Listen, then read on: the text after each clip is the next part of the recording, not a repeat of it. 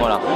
Donc Karina, encore une fois, le White Beach nous donne un fabuleux prétexte pour découvrir un peintre exceptionnel, Patrice Ganancia. Tu nous le présentes en quelques mots?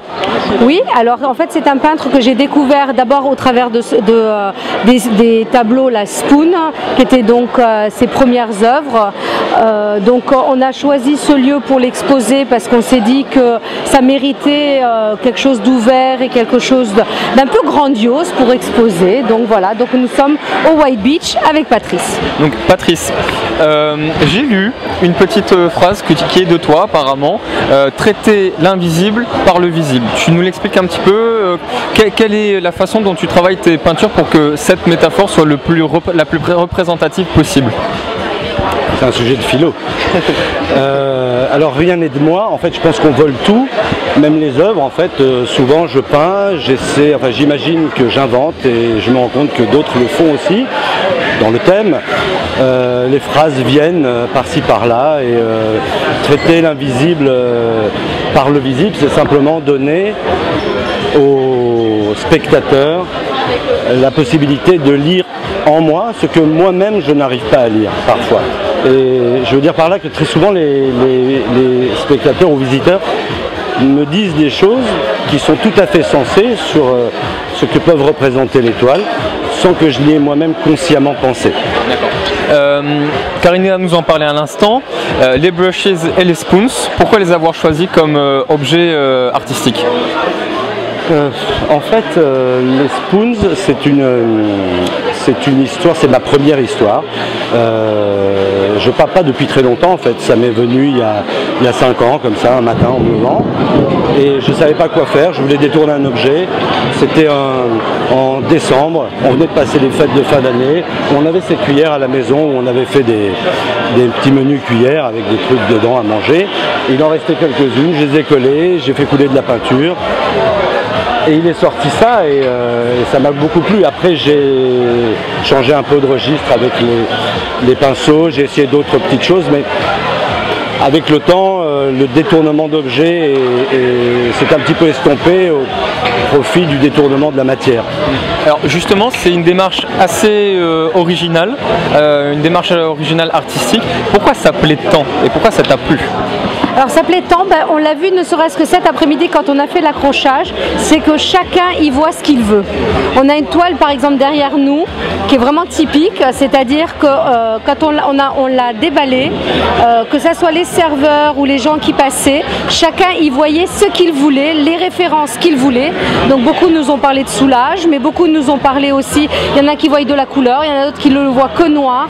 Et c'est vrai que c'est ce côté voilà, qui change, chacun interprète et chacun donne son ressenti de la toile. Donc tu travailles bien évidemment la couleur mais aussi la matière, hein, avec comme tu nous disais Karina, le bitume. Pourquoi ce choix? Parce que on le voit pas souvent avec des noirs qui sont très profonds comme le disait Karina à la soulage. Pourquoi ce choix? En fait, comme je le disais tout à l'heure, j'ai pas une expérience très longue et j'ai surtout aucune pas expérience, mais aucune connaissance finalement. Je connaissais pas Soulage avant de commencer à peindre. Enfin, je connaissais un Soulage qui habitait dans ma région, qui était conseiller régional, mais c'était pas le bon. Enfin, il est bon, mais c'était pas le bon. L'unique. Et quand j'ai commencé à peindre du noir, en fait, j'ai commencé à faire des fonds noirs parce que le noir, c'est pour moi bien plus qu'une couleur, c'est une valeur. Il y a tout dans le noir, en fait. Et dans ce tableau-là, en fait, on découvre plein de couleurs. Si on regarde dans tous les sens, il y a plein de couleurs qui arrivent de dessous, de dehors, enfin de partout. Elles sont cachées. La toile s'appelle Hidden Colors, c'est des couleurs cachées. Pourquoi le noir? Parce que le noir représente tout, en fait. Certains disent que ça ne représente rien. Moi, c'est plutôt le blanc qui ne représente pas grand-chose, bien que.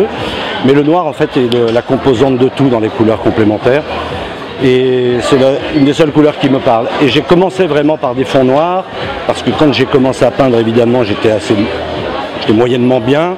Et c'est peut-être ce qui m'a permis de peindre. Et puis les couleurs, en fait, sont des épisodes joyeux de ma vie, enfin, que j'essaie de rendre joyeux. Voilà. Et quand ça va pas, je refais du noir. Ceux-là sont assez récents d'ailleurs. Tout va bien, j'espère. Tout va mal. Donc, avant tout, Patrice Ganancia, d'être un grand artiste, c'est aussi une belle découverte humaine. Tout à fait, mais je pense que tout artiste, en fait, quand on va au plus profond et quand on découvre le parcours, on s'aperçoit que derrière, il y a une personne vraiment exceptionnelle et vraiment quelqu'un d'unique. Et on le voit à travers ses œuvres. Bien sûr. Donc, tu es exposé exceptionnellement ici au White Beach. Apparemment, il va être aussi dans ton lieu de travail. Voilà.